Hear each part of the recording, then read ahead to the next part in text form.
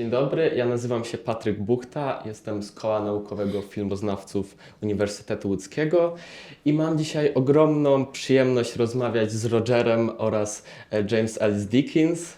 Hi again. Hey. Spotykamy się tutaj oczywiście z okazji odbywającej się w Katowicach 31. już edycji festiwalu Ars Cameralis, podczas którego to swoją premierę miała wystawa poświęcona pierwszemu fotograficznemu albumowi Sir Rogera Deakinsa, Byways.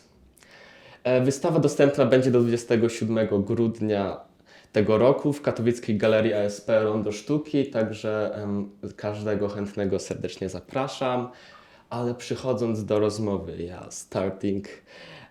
Okay, how does it feel to release like your first photo album? Not only like to publish, but also to show it publicly at like many exhibitions in Great Britain, Italy or Poland, like both from the perspective of the author and the curator. It's nerve-wracking, really. I mean, That would be the word. I'm more nervous about that than movies I worked on and stuff, really. But at the same time, one of the reasons why you wanted to publish a book was so other people could see it. Yeah, So this yeah. is just an extension of that. Yeah, I mean, why take photographs if you don't want people to see them, you know? Yeah, it's So, interesting. yeah. Because a lot of photographs in this album are like from your younger years of life, like from the 70s. Yeah, I mean, Yeah. some photographs are from a period where I worked as a photographer for an arts centre, you know, recording country life basically near where I was brought up. Yeah. But then when I started shooting documentaries after I left film school, I didn't really take many still photographs. I was concentrating then on documentary filming and then I got into feature work. But then I sort of rediscovered I liked photography, still photography, and it's sort of built up more and more over the years, really. I mean, I spent all day yesterday in Katowice with my camera. I must have walked around for 6-7 hours. Yeah, it's interesting in the context of like the next question. I mean, where do you get your inspiration from? Like, what moves you in the world around us? And do you plan what you want to photograph, or it's like more spontaneous process? Oh no, it's totally taken inspiration from just something I see when I'm walking around. Yeah, I don't plan I haven't planned anything. I don't think any of the photographs are planned. Yeah. But I think when you walk around, you tend to observe things anyway. Yeah. So it's good when you have a camera with you to record what you're seeing. And sometimes there's a particular composition and situation that I like, and then I have to revisit it and wait for something to happen to make it into a photograph that means something to me, you know. Yeah, and also a lot of like your photographs are from travels, like it's been shot at not only like in UK, but also when you like were shooting Sicario. And it's also like very important to you to like change the places where you shoot, or it's like not so important? Not really, it's just happened to be where we were, you know. Okay. We were in New Mexico on a number of films, Sicario one of them. Yeah. And, you know, sometimes at the end of a day's filming, I would go out with my camera, my still camera, and definitely weekends I would just drive around. I find it a really good way of relaxing. Yeah. You know, I mean, I find it very different than filming, you know, because filming you're with so many people all the time, and it's quite stressful. But so to walk around with a camera and just make my own decisions as to when I'm gonna take a picture, it's kind of refreshing, really. Yeah, it's interesting what you say about relaxing doing photos, because like your films are like above all grandeur, courage, and like formal madness, and I can talk about how interesting they're in like visuals, but your photos are much more intimate, like where does this difference come from? It's like a form of relaxing, or Yeah, I don't know where it comes from. I think the photographs are probably, well, yeah, they're obviously more personal because, yeah, I mean, where it comes from, I don't know. Just you are who you are, aren't you? It's just that also when you make a movie, you're working with the director and with the director's vision, then you're working with a production designer, you're working with so many other people to make one vision.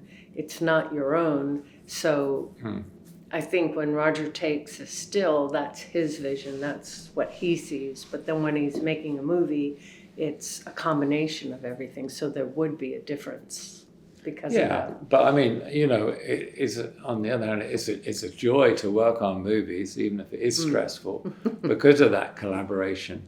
And obviously, you know, the photographs I take are very small and simple because it's all sort of street photography. I mean, I don't get a chance to photograph, you know, flying cars or something, a la Blade Runner. You know, I mean, Blade Runner, you have exotic sets and, you know, you're constructing something from your imagination, whereas my still photography, I just walk around the streets and just every now and again something grabs my attention. When people talking about you, they primarily associated you with the film industry, like even though you started as a photographer, like where did your love both for the cinema and photography come from, and what did you find in the film that made like you connect your professional career with it? Like now you are known as more cinematographer than photographer. I don't know. Life takes you on a sort of journey, really, and if you're open to that journey, then you just follow. Your first job was still photographer. Yeah, my first job after art college. I really didn't have a clue what I wanted to do when I was a kid. I was a bit of a mess, I think, if truth be told. And I went to art college, and at art college I discovered. I mean, I wanted to be a painter, but then I discovered my paintings were very naturalistic. I used to paint from, you know, reality. Yeah. So I then discovered a camera, you know, a stills camera, and I started taking stills. And that led to basically getting this 1 year job with an art centre. And then the National Film School opened, and I thought documentary would be the way to go. So it was just a series of coincidences, really. I went to film school, shot a lot of films for other people, made my own documentaries. I worked in documentaries after the film school, and then suddenly people were starting to ask me to shoot drama. So it just sort of like, I say, my life just sort of dragged me along, really. Oh, interesting. Yeah. Do you have like the most meaningful project for you? Like maybe it not must be like the biggest or like something like this, but the most personal for you? Yeah, I mean, for many reasons, I'd probably say 1984, because, you know, it's a classic novel, you know, and every school kid reads it in the UK at least. And it certainly seems much more topical now than it ever did. But no, it was the first large film that I shot and worked with a large crew on, and worked with such, you know, such brilliant actors like John Hurt and Richard Burton. So that was a real milestone for me in my life, really. So I would say that's probably the film that's closest to me, really. Okay, but we can like call it most demanding project you like did or not really? Is that They're all pretty demanding. Yeah, you know, you get a big budget and it's demanding because the ambition is so big and you've got so many people to deal with. But you know, you can be doing a very, very small film. Like Fargo was very low budget, but it's demanding because it's actually less demanding because in a way you've got more freedom, but then you don't have the canvas, you don't have the scope to play with. So, you know, it's a trade-off really between having a lot of money and a huge crew and a lot of a lot of things that sometimes get in the way. Going back like to your photographs and this, is the Byways the first of many like albums, or is like the standalone project? It was going to be standalone. We've been toying with the idea, and then during COVID lockdown, we sort of Did it? we did it. We concentrated on it, and yeah, who knew? I mean, that was really just a personal thing, you know, because I like books rather than just putting things on the internet. So it was a kind of personal project for But us. I think it is the first. I think you will do another yeah, I mean, I'm still taking photographs. I'm probably taking more photographs in the last year than I have for many years. So maybe if somebody will publish it, it'll be good. Another one, yeah.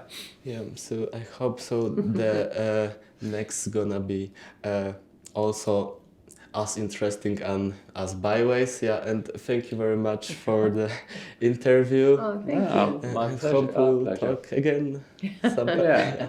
Yeah, sure. Thank We'll you be very back. much. Great. Yeah. We'll be back. We'll be back. Yes. Good. Right. Thank you.